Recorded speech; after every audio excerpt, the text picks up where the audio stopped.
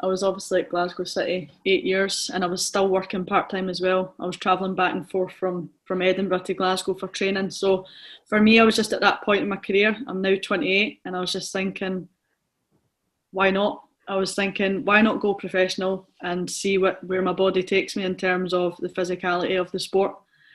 And it was, I'll be honest with you, it was hard leaving Glasgow City. There was just so much raw emotions there. But when I looked at the bigger picture, and I was thinking, I'm obviously a Rangers fan, everybody knows that, but it was more than just being a fan. It was more about playing at the top of my level. This is Ibrox. Run away tonight, leave the city, we'll be fine. Hello and welcome to something very special that we're going to start and roll out at This is Ibrox. My name's Scott Paterson and this is the Rangers Women's Podcast. We're really happy to be putting out some women's football content over the next little while, and I'm very pleased to say that joining me on the pod, regular podder for our flagship pod, Graham Falk, joins us. Hi Graham, how you doing? I'm very well. About to speak to one of the best left backs in Scotland, and 55's on the way, so I'm buzzing, mate. Yeah, really well. Times are exciting. It's an exciting March, isn't it? It's not bad for a lockdown year. Yeah, things are going well. And we're also joined for our debut. Courtney Mckenzie joins us. Hi, Courtney. Hiya. I'm buzzing. If you'd have told me a year ago I'd have been sitting on a podcast with Nicola Docherty, I'd have probably cried. But no, buzzing, absolutely buzzing about it. So Nicola, we'll come to you in a second. We'll give you that grand entrance as I promised you. Graham, before we get on to that, I'd just give us a little bit of what you are all about now. You've obviously got the Walk the Falk podcast on in the background. Let us know what's happening for you. Yeah, probably too much, to be quite honest with you. When lockdown gets lifted, I'll probably have to drop one or two by the wayside. But as you mentioned, I do my own podcast, which is Walk the Falk. I cover basically the world of football with probably a strong hint of Sunderland and Rangers, which I'm sure my listeners, all 10 of them, will tell you.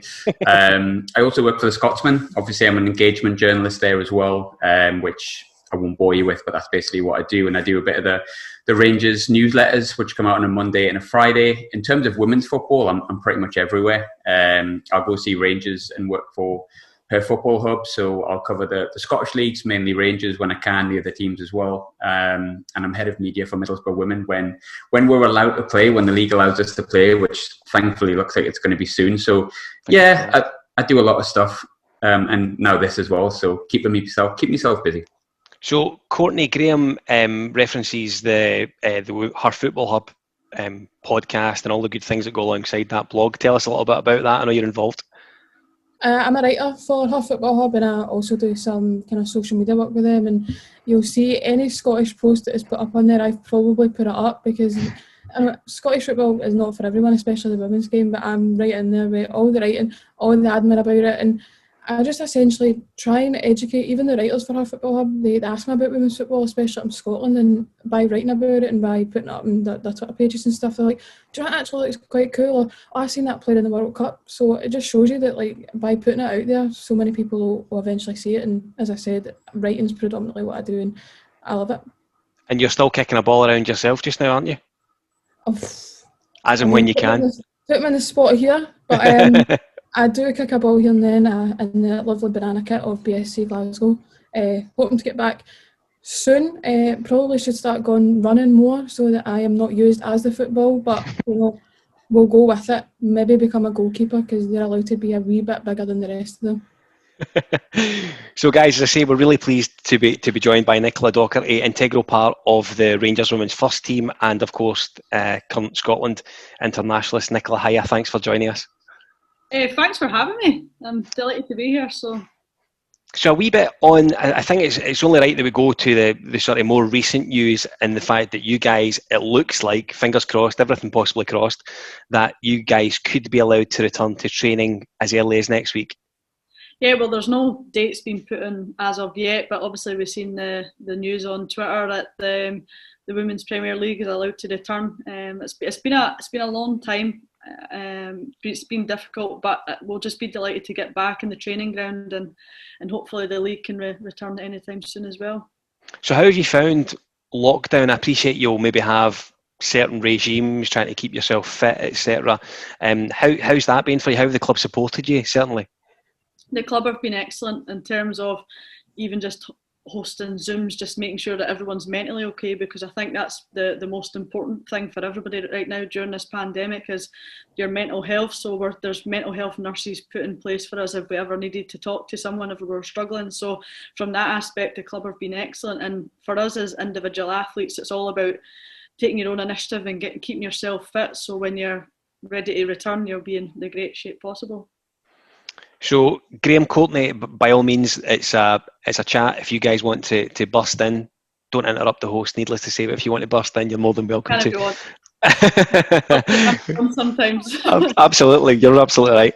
So, Nicola, I want to go back to where it all started for you. From everything I read about you, it's clear that you're a big Rangers fan. Idols when you were younger, breaking in at Falkirk Youth, if you like, when you were 10, 11, 12. How did that whole path start for you? So I kind of started when I was like about 6 years old, and my dad realised that I couldn't keep a ball away from my feet in the garden. So he put me into like a thing, it was like called Soccer Sevens at the time at Falkirk. And that's kind of where it all began. But obviously, as you've touched on there, I played for Falkirk, and as a young kid back then, there wasn't that many women role models. In my opinion, that just wasn't put out there, to be honest. Yeah. But my biggest one was probably Julie Fleeting at the time. She's been my teammate for a number of years there before she retired, and what an incredible athlete and goal scorer she was. But growing up a Rangers fan, my hero was Michael Moles. I had Moles 9 on the back of my top. There was a bit of banter on Rangers TV that was Neil McCann, but I was kidding him on. So Michael Moles for me was my favourite. I just remember all the songs I used to sing when I used to go to the games with my dad and stuff. So yeah, he was my idol growing up, I would have to say. Could you do the turn? I'm a defender, so I'm not so sure. That's my excuse as well. What you think? That's my excuse as well. I'm a defender. I use that excuse in every question if I score or whatever. So, I can do a wee trick here and there, but I like to keep it simple as a defender. So, no, I'll leave that turn to Michael Moles. Graham Moles was quite a player, was he not? Takes you back. Yeah, it does. It feels like yesterday, but I don't think it was. It's funny. The first name I ever had on the back of my shirt was actually, which was a Sunderland shirt, funnily enough, was actually Ferguson, number 5, as in Derek Ferguson. And lo and behold, we're speaking. You obviously spoke to him a few weeks ago. That was my first ever sort of Sunderland hero because he'd played for Sunderland and Rangers. And my mum was really frustrated that I'd gone for one of the longer names because it was back in the day when you paid via the actual letter. She was like, could you not just like someone called Gray or Ord or something like that? So I stayed awkward for most of my life. But yeah, Michael Moles does take me back. I was going to say the glory days, but then they're coming back, aren't they? So they're back. They're absolutely back. That takes us quite nicely on to the next question, Nicola. There is a real good feeling around the club just now. Amidst the pandemic, probably from a socially, it's difficult to sort of be anything other than half empty, I think, a little bit, to be honest. However, our team continue to cheer us up. Is that feeling of excitement at this stage, so early in March, is that filtering through each of the levels at the football club just now? Do you feel that? Yeah, well, at Rangers, they've really brought in that one club mentality. So for us being part of the professional women's team for the first time, it's felt like that since I walked through the door. There's like so much equality within the club, and the way that Rangers are performing just now, and then obviously the way we finished the season just there was just a buzz, around the whole kind of facility. So yeah. It's great to see Rangers doing so well, and obviously being a Rangers fan, and we're just that one step closer from the result the other night. So yeah, there's that excitement there within the club. It's funny. It's funny you say that, Nicola, because I remember watching the behind the scenes video with the training release, and it was amazing. You seen like them looking at James Tavernier and Scott Arfield, and then it would turn to like Brogan Hay and you, and I was like, so many clubs just wouldn't do that. It would be, here is the men's release kit, and you would just see them taking the pictures and whatever. But it, like you said, it was a club for all. You know, it wasn't, here is the women's kit and them releasing theirs, and here's the men. It was, here is the Rangers kit, and then obviously he's ended up with a bespoke kit, which I think is sensational. Yeah, that was amazing, to be honest. I think even the fact that they gave us that opportunity to have Women's Fit Cup, because obviously for me growing up throughout my career, it was always the the boys' kit and the baggy tops, and it just wouldn't fit you. So it was. So I think that shows the intent from the club that you've got your own bespoke kit, and yeah, it's a great club to be at the moment. Nicola, just touching on what you said before about when you grew up, like Michael Moles was your sort of person that you looked up to, and you mentioned before about role models within the men's game, the women's game. It's definitely different from when, you know, myself was young, and obviously yourself as well, based on what you were saying. But, you know, I go to a lot of women's games now, and because it's still small enough where people can go and get photos and stuff like that, when obviously COVID's not a thing, it's very much a community element, and people are getting heroes within the women's game more and more. Like Kim Little's really, really looked up to. And I can imagine you've had similar situations where people come up to yourself and you're inspiring people. How far has the women's game grown, and how far do you think it has to go based on stuff like that? You know, just the fact that people are looking up to girls as their idols, girls as their heroes, rather than men for a change. How far do you think it's come since, particularly probably the World Cup?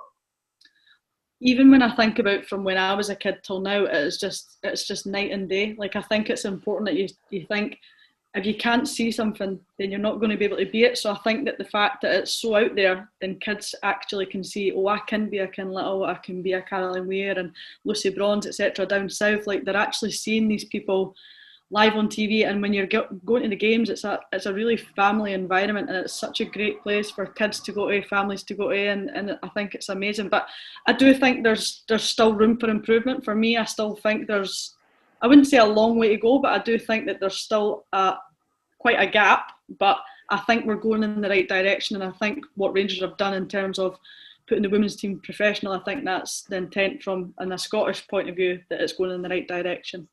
With you being a Rangers fan from birth, when you sort of looked up to maybe playing for Rangers, you wouldn't have had any sort of professional players or seen it. You couldn't have seen it as a job when you were young because it didn't really exist. Do you think that's just huge kudos to all the teams that have gone professional, because it's going to inspire so many little girls as well? And, you know, maybe in 20 years' time, we're going to be discussing a conversation where we're struggling to find what else you can do to kind of level the playing field a little bit. Is that quite a big thing, do you think, going professional for not just the professionals now, but the younger children who are going to be looking up and going, actually, I can make a job of that. If I want to play for Rangers, I actually can. I can do that without having to have a part-time job. Yeah, I think you're spot on there. For me, as a kid growing up, I always dreamt of playing for Rangers Football Club. And if you asked me, do I think I could have achieved it when I was that age, I probably would have said no. I really do. I think I would have said no. In terms of professional environment, I would have said no, because I didn't think Scotland would ever get to that level. But I just think the more coverage that Scottish football's got, and in terms of like even the World Cup, I think that bounced it on even further than it should have been. I think the whole buzz after the World Cup, it was incredible, and I think the more stuff that we get from that, and Scotland going to major tournaments and teams going to professional, where you can actually just train every day and make yourself the best you can be, because I think it's important to have that. Look, last year I was working part-time as well, trying to juggle football and work at the same time. I'm rushing my dinner in to try and, on the way back from Edinburgh, try to get to training. It's difficult, and I know still a lot of the girls do that in the Scottish game, and I can understand that because I've done it. But when you go professional, you just get that time to get the right nutrition, the right training, the right sleep, and it definitely improves you as a footballer. So I think if we can get more of that within the league, it's definitely going to get better. Definitely one of the things that... Sorry, apologies, Scott. No, on you go, Graham, carry on. Sorry. You said I could. You talked about before, and obviously I work with a women's team, and a lot of people will sometimes come down and go, yeah, I've enjoyed it, but it wasn't quite the same level. And obviously it's third division English football, it's part-time, they train twice a week. If, you know, the pitch is not soggy and drained and stuff like that. You've been through that yourself, doing part-time and stuff like that. Do you think that there should be maybe a little bit more understanding of a lot of the teams, obviously not at Rangers at the moment, but a lot of teams across the women's game do have to work in like a retail shop till 5:30 and then shovel their dinner down, whatever that may be, a tin of beans, whatever it may be, and then go to sort of training and then come back and get ready for the 8 o'clock shift the next morning. Do you think that kind of thing is played down too much in a way, like the sacrifices that a lot of girls have to make? Yeah, 100% agree. Just like I said, I can understand how hard it is because I've been there. And you've got players that are working 12-hour shifts and then rushing to training. Like I do think people underestimate how hard it is. They just think, oh, you play in the elite sport, shall we call it, the elite league, and sometimes they think that's enough. But for me, it's you've got to look at the bigger picture and what they're actually doing during the day before they even get to training. So I would agree with you on that. Just touching on that, obviously, like many boys' academies are taking professional from like the age of 11, 12 and putting in that environment straight away, putting in digs, training like twice a day and stuff. Do you ever see that happening with the women's game? Young girls being taken into that professional environment from even such as a pre-teenage, or do you think that'll be a long, long time until that happens? I genuinely do think that we're going in the right direction. I was doing an individual training session with they're called Pro Performance Academy. They're held in Denny, and you've got kids as young as 6 that are working on individual training. Like I would never have known like that was even a thing. Like if you had told me you're going to an individual training at the age of 6 and you're going to learn all the small finer details of being a footballer, I would say what am I doing that for? But when you think about it, it's incredible, and I think what you've got kids that are learning to scan at the age of 6. I mean, I didn't think I realised that. I don't think I actually started scanning until I was like playing at like maybe women's first team level. So I think what the kids are getting these days, and especially the girls, like there's so many opportunities for girls like from a very young age, and that I certainly didn't have. So where I am just now, and the fact that I didn't have that, I think I've done pretty well. So the fact that these kids have now got those opportunities in front of them, then I think they'll go even further than I ever will. I think one thing that has helped as well, the women's game generally, and girls growing up. Nicola, I'd be interested in your thoughts on this. I think nationally, if you like, people like Alex Scott on the television has unquestionably helped. But up here and more local to ourselves in Scotland, I think the involvement of Leanne Crichton on the television has been hugely helpful, and people will look up to her when she's making any points and ask the questions, my goodness, who is she? And then she's obviously just very, very recently retired. So it does show that there's almost a route from playing at a really high level to pastures new after that, and you know what I mean, your life doesn't end the minute you stop playing football, kind of thing, you know? Yeah, there's obviously opportunities there for footballers when they retired. There's obviously what Leanne Crichton's done, what she's done for her national team was incredible. Yeah. The fact that she's now on doing the pundit stuff, I think she's a very knowledgeable footballer. Played she's very good for many years, and yeah. I think she's excellent at what she does on the TV. But when I went on Rangers TV, I was probably the most nervous I've ever been in my life, because obviously being a fan and stuff. But I think it becomes real natural to Leanne Crichton. She's very good at what she does, and she deserves the opportunity that she gets from obviously when retiring from the national team to the pundit stuff that she's doing now. I think as well, the nerves just shows how much you care. I remember when we just shortly started doing our This Is Ibrox podcast, and without giving away my age too much, I was a huge fan of Ian Durrant.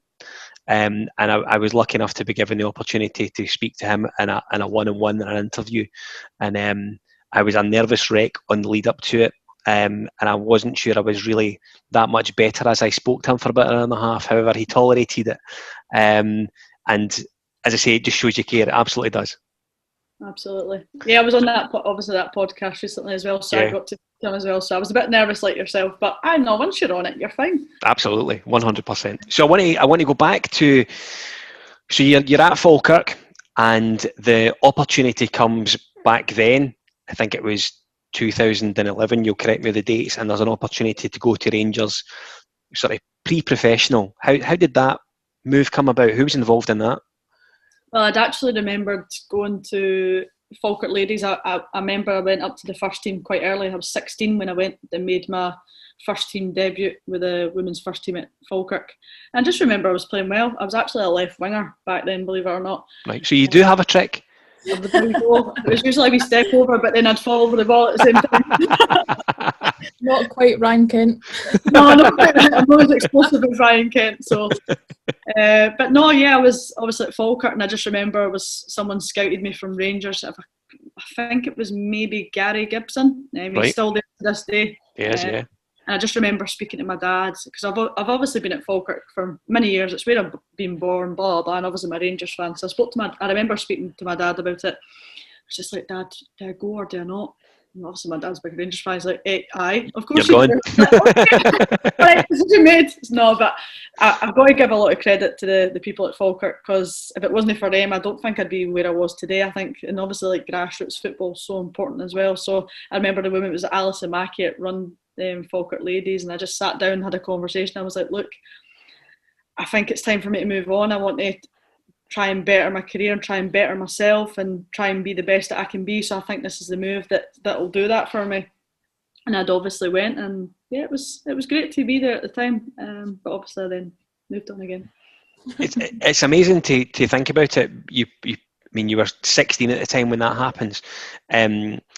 Assuming Falkirk still have a ladies set, I'm in Falkirk just now. Assuming there's a ladies set up just around the corner from me, you wonder in the current climate if a 16-year-old gets to a stage where they get to the stage where they think they need to try and move on. You just wonder where that career path goes, Graham. I don't know if you agree, if the opportunity is there for that progression unless you're approached.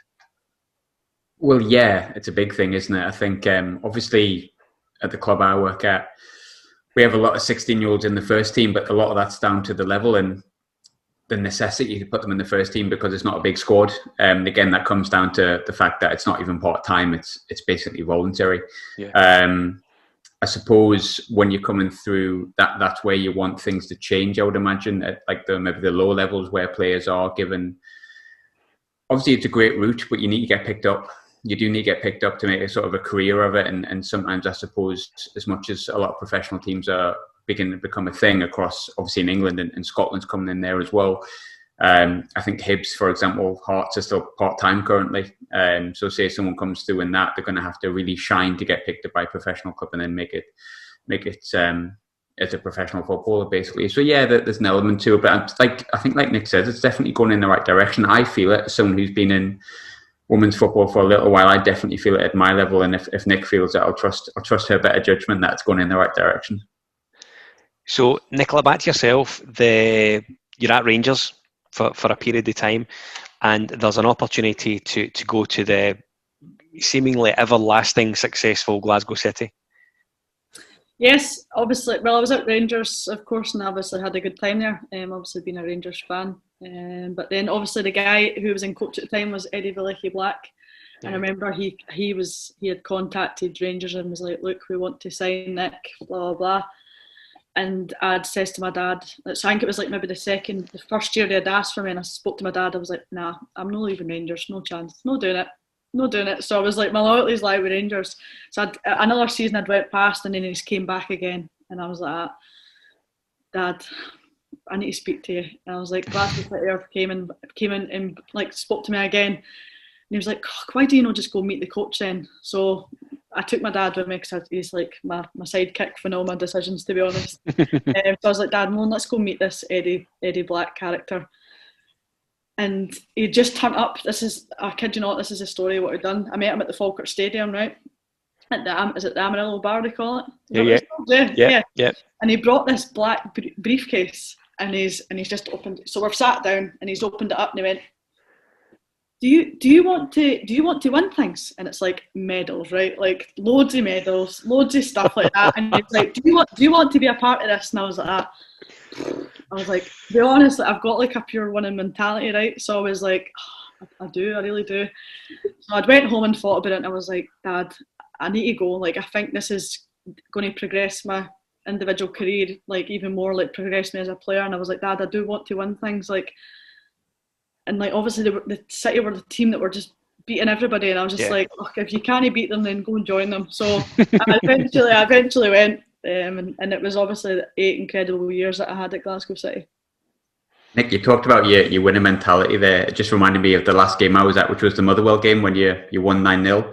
I think it was like 2 minutes from the end. And I can't repeat what I was hearing you saying, but obviously, of course, you were willing the team on, shall we say, to maybe potentially get a 10th. You don't really relax at 9, do you?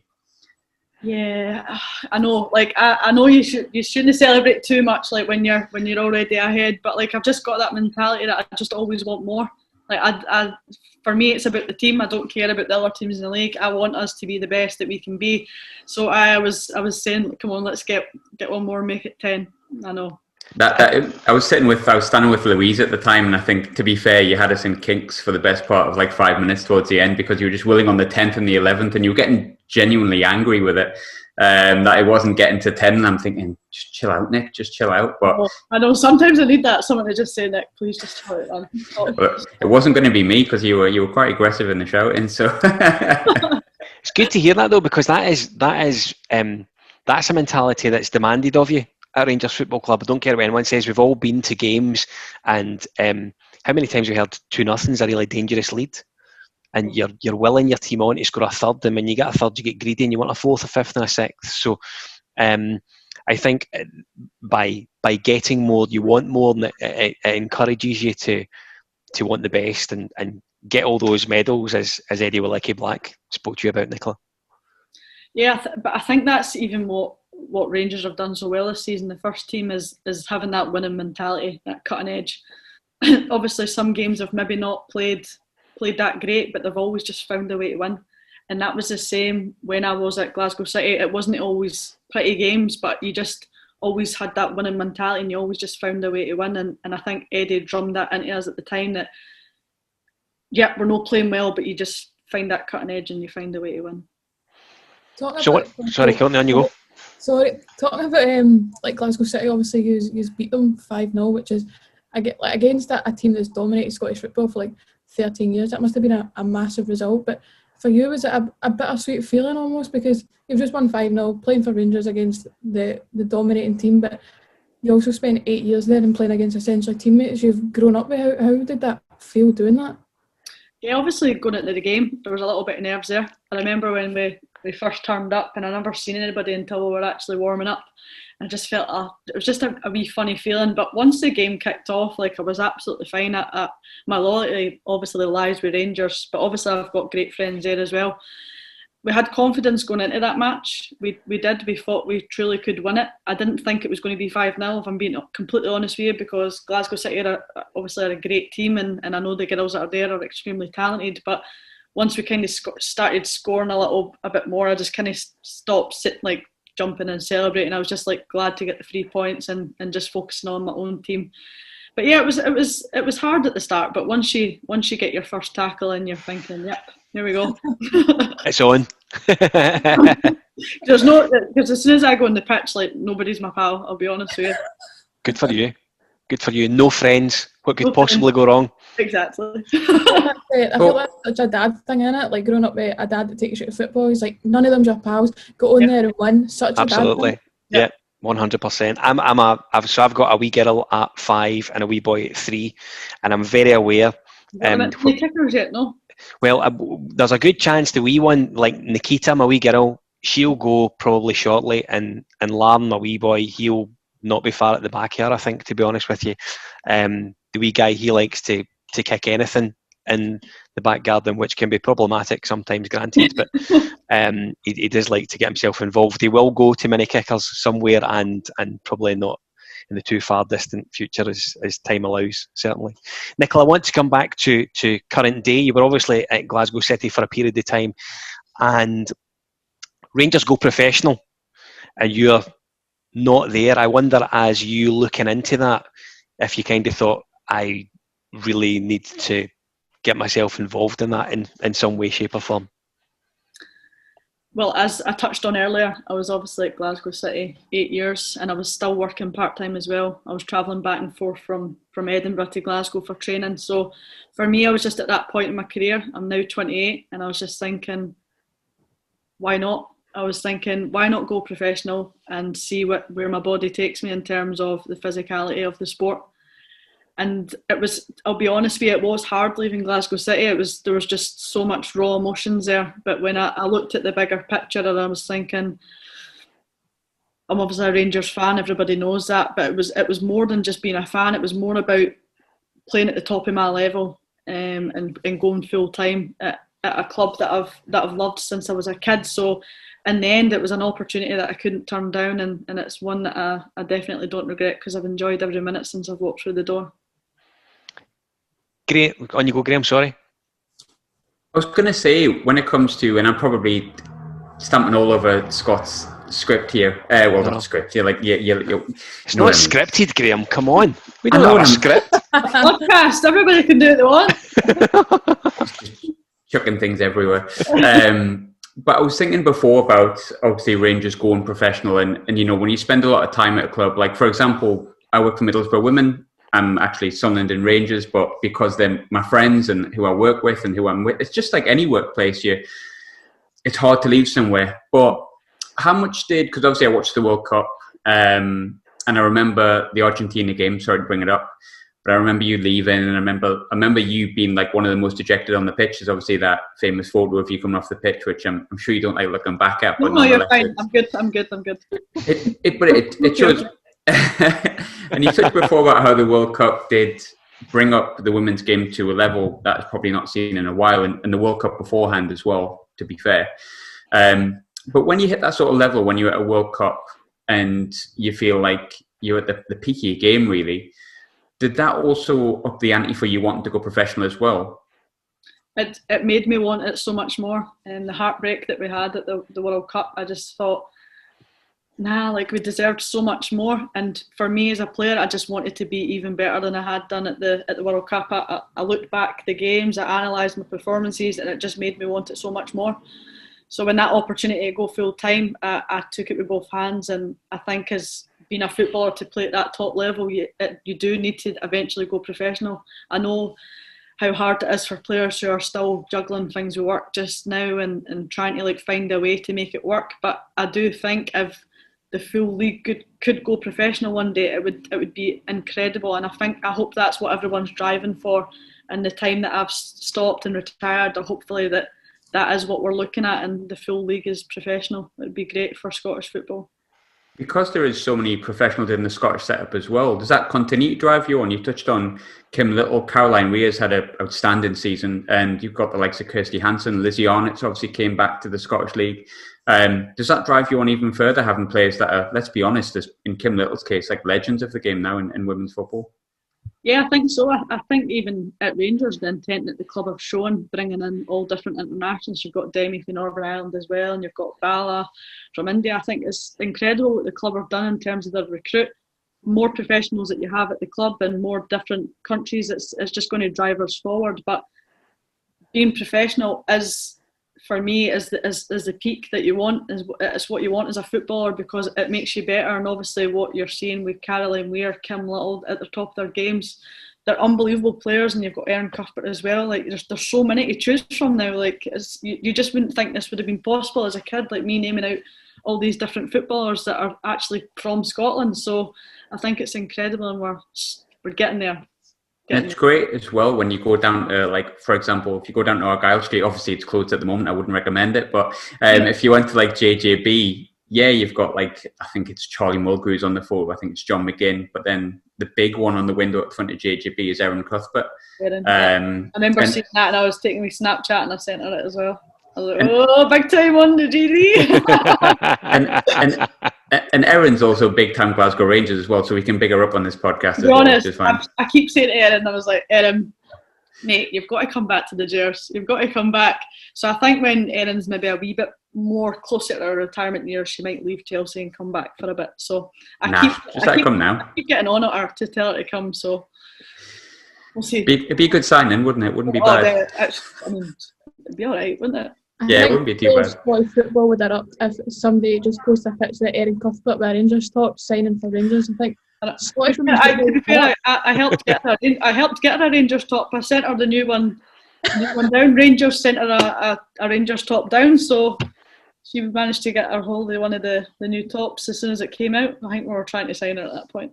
So the photo was there somewhere then, so we know it's due to come out at some point. That's fine. Good. Sure. It's a wee exclusive on our first podcast. I love it. Go. Not bad.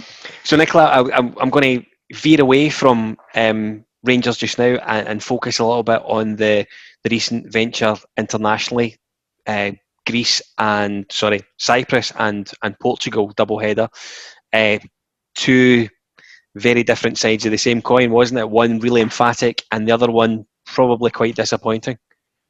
Yeah, well, look, we didn't qualify, and it was just a case of finishing the group. So for us, as soon as we knew that we hadn't qualified, we knew that we had underachieved. We're a squad that should be at a major tournament, in my opinion.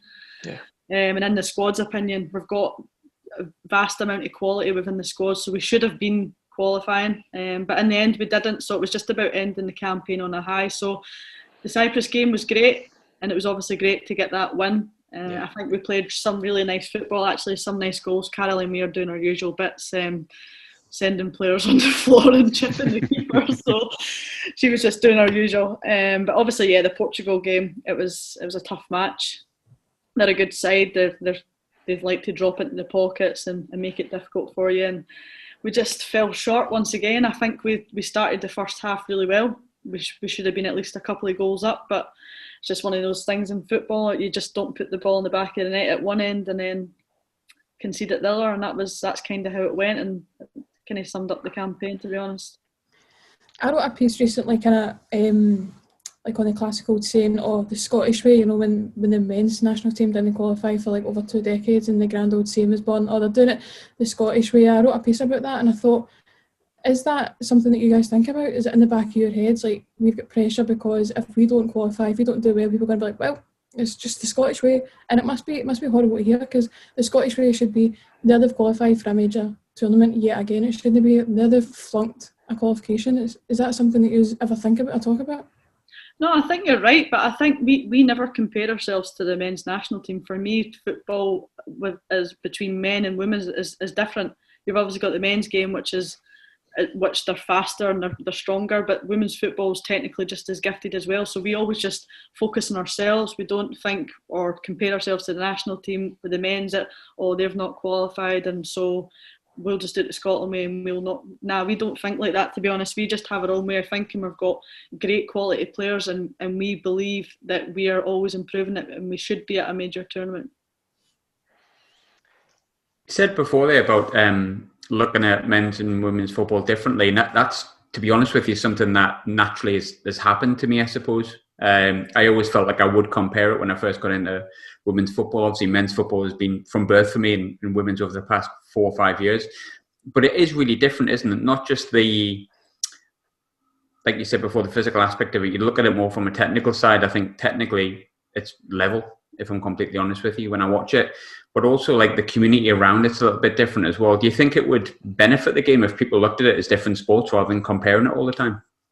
I just think everyone's entitled to their own opinion, to be honest. I have my opinion. It might be different to everybody else's, but within the women's game, we just see ourselves as our own sport. We don't try and be like, we're like the men, or vice versa. They're not going to say that about us either, are they? So for me, it's just about making it your own game. We're tactically probably still switched on like the men, but again, that's me just comparing again. So I just think women, they're technically great. Tactically, we're still going to know the difference between a back four and a back three. Like, do you know what I mean? So It's just about focusing on yourselves and not trying to compare the sport.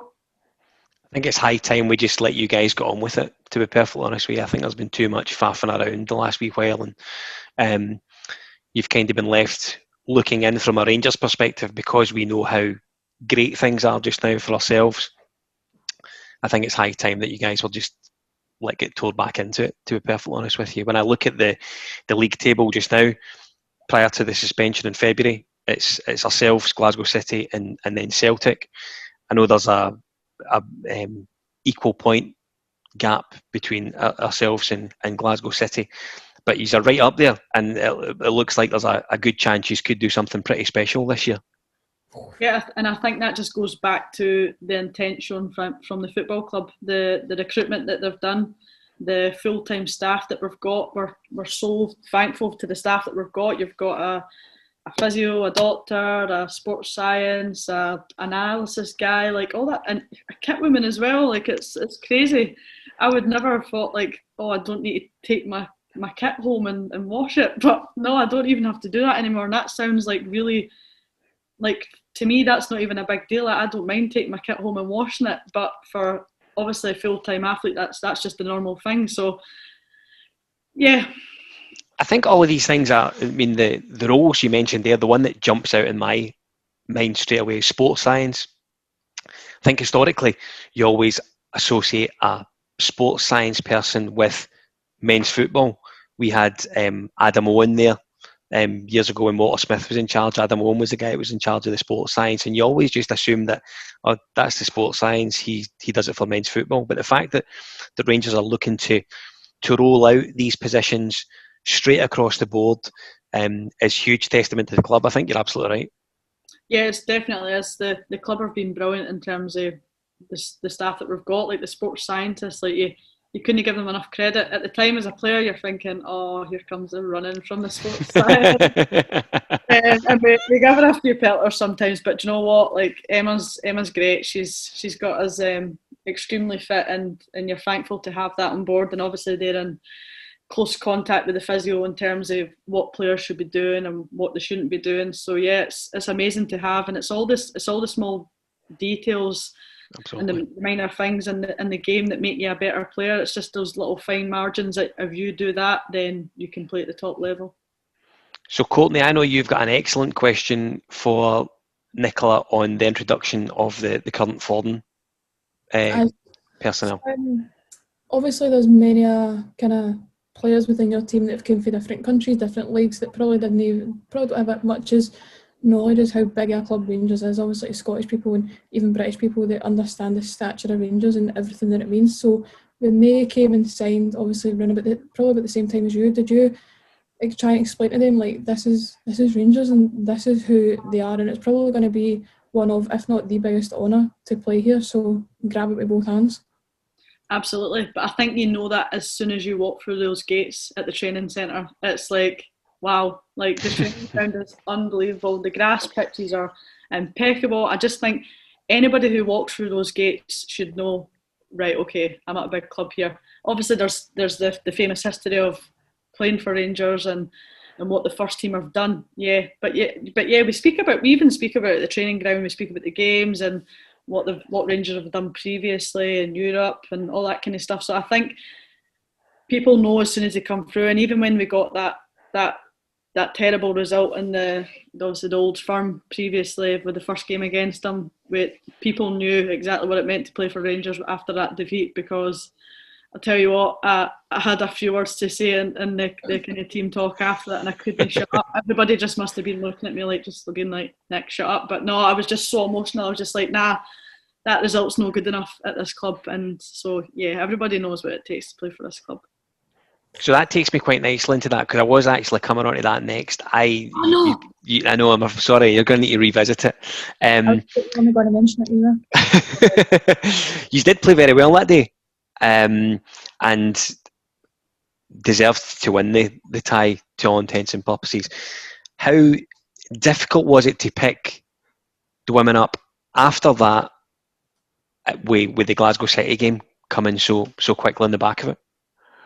Yeah, obviously it was a disappointing result against obviously your rivals within the league. Obviously City are our rivals as well, but through history Celtic are obviously our rivals for that. So that result was bitter, and obviously the way that it was a penalty, and we obviously played well, and we should have been a few up, and even in the first half. But it's just one of those ones, if you don't put it in the net at one half of the pitch, then you can see that's just how football is, and you'll lose the game.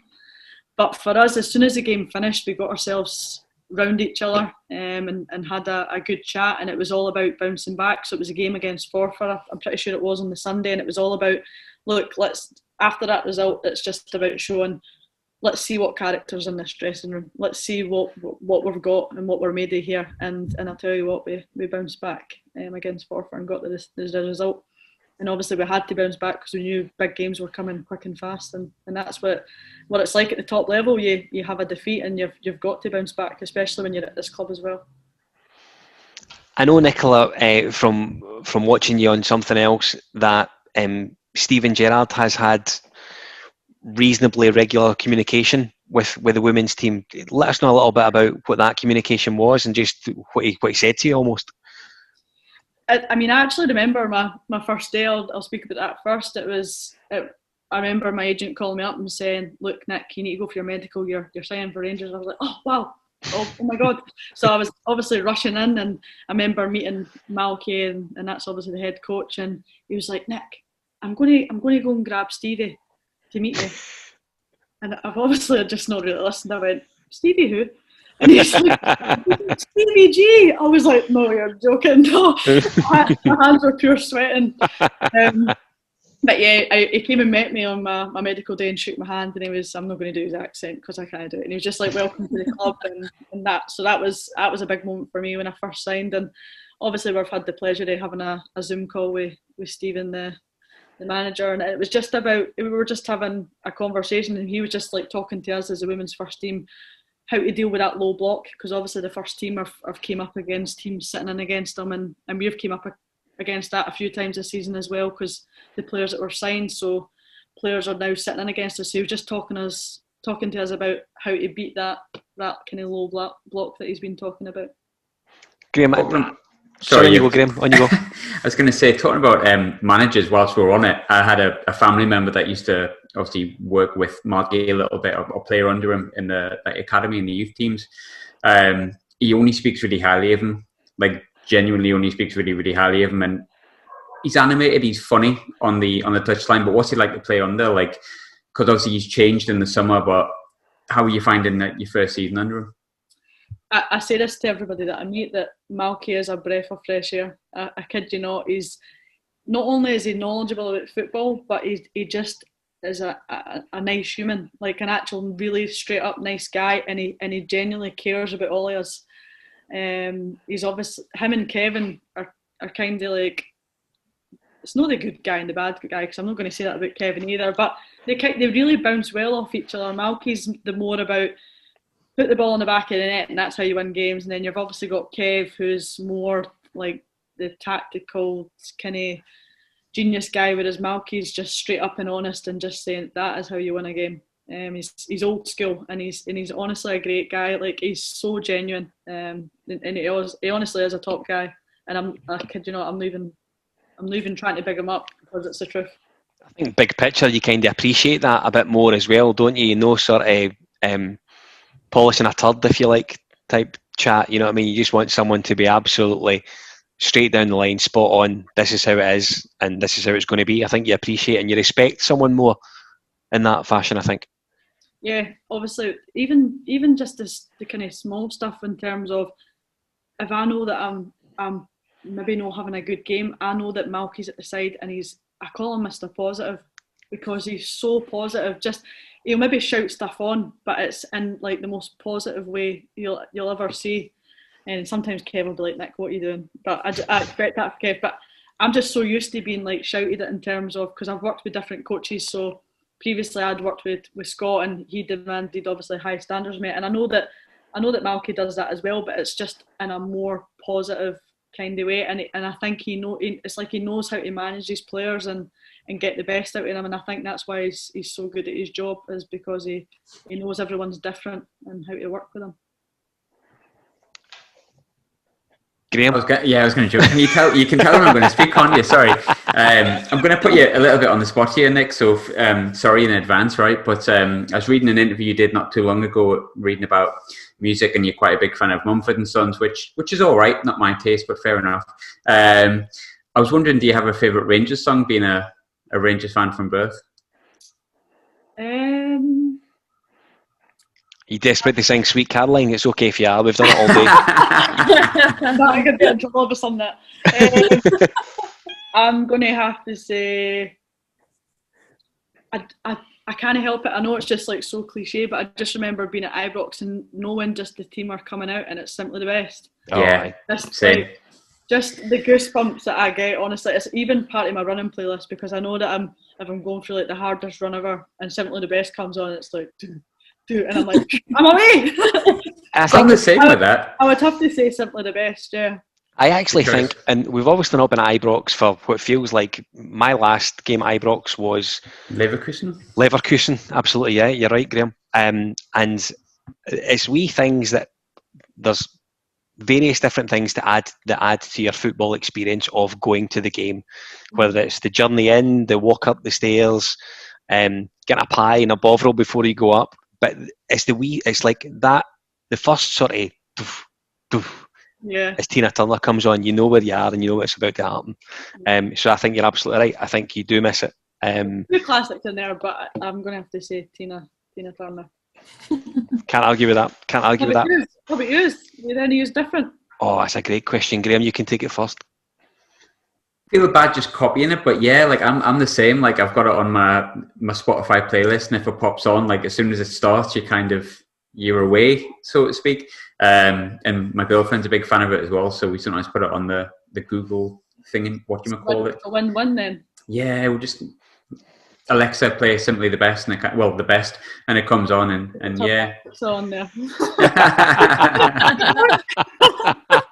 Brilliant. Best part of the podcast about this came on. Brilliant. I know that wasn't planned at all. Courtney, same question to you.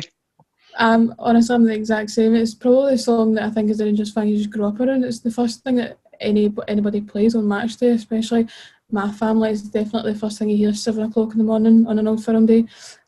So it's got to be a favourite, and just I think when you're at Ibrox and you hear it come on, you see the players come out, it's just this warm feeling around you, and even the people you don't know behind you, beside you, in front of you, they're all just grabbing it, and everybody's just buzzing to be there. So I think it's just such a good song. Always gets you going.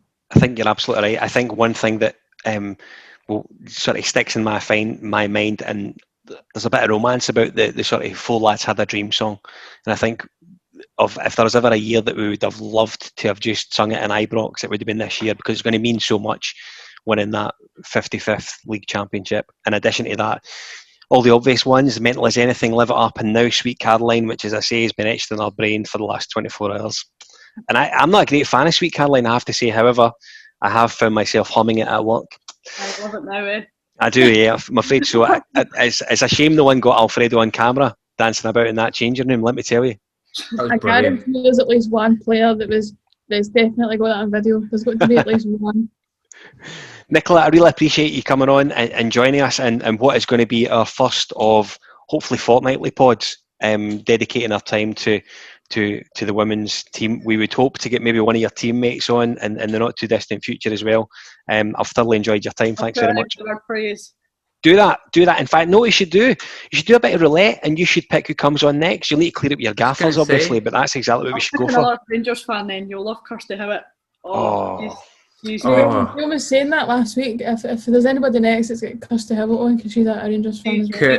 She's big time Rangers fan, I'll tell you that. So Kirsty went to school with my girlfriend, and I can guarantee, from what I've been told, Rangers. Yep. So Kirsty's going to be next, is what we're saying. So when Kirsty's listening, excellent. You can put that in writing. Excellent. I didn't ask you. This bit will get edited right out. Graham, always great to have you on, my friend. Love your time. Thanks for joining us. And Courtney, welcome to the team. Really glad you could join us. And we'll do it all again in a fortnight. Okay.